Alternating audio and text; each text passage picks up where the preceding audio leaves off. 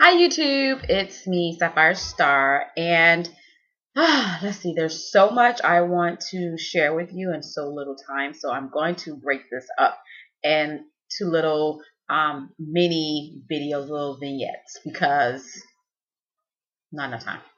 Anywho, um, the last video I uploaded on YouTube, I boast and brag about running 10 miles. Well, I overdid it basically. I was overzealous. I was eager, excited about running, and so I went too far too soon. So a couple of days after that video, I suffered from horrible shin splints, which means that I could not run for an entire week. I was so frustrated because every ounce of me wanted to get out there and hit the pavement. But, I knew if I continued running and exercising on injured shins that it would eventually lead to a stress factor, which would eventually lead to me not running for a much longer period of time. So with that, and I was still a little hard headed, I'll admit it.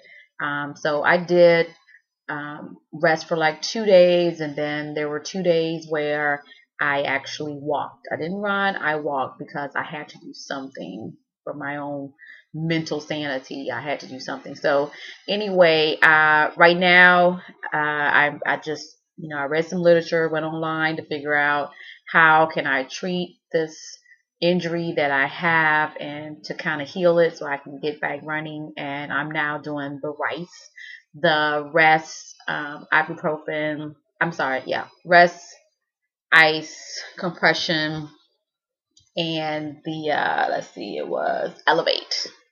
And the ice has worked wonders on my shin. That's really worked. Rest is the hardest part for me to do. I purchased some compression socks, and I'm just kind of taking it easy because I have a half marathon coming up, and I really want to be ready for that. I don't want anything hindering me from completing that run. So that's where I am. Stay tuned.